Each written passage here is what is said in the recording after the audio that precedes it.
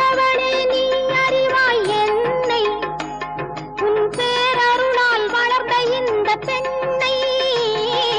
பெற்றவளே நீ அறிவாய் என்னை, உன் பேரருளால் வளர்ந்த இந்த பெண்ணை.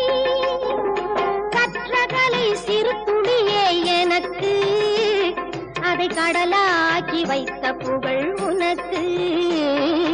மகமாயி சம